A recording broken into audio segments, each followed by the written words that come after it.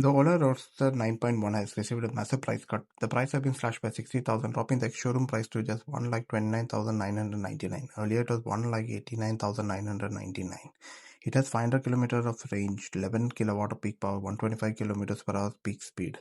Ola Electrical has been rapidly scaling up the production of the 460/80 battery cell to the Gigafactory. As the cell production has been ramped up, cost efficiencies have increased. They have allowed it to pass it directly to the customers. Ola is now switching to a limited purchase model for the Ola Roadster X plus 9.1 kilowatt hour.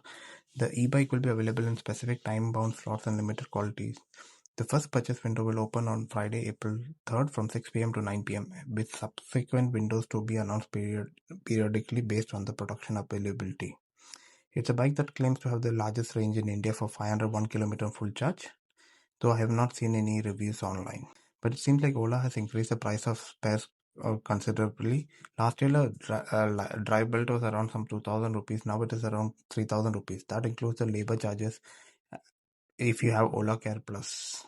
Maybe it's a desperate attempt for Ola to regain the market, as they were the kings till last year, and now they are down to 5th or 6th position, losing more than 50% of their sales.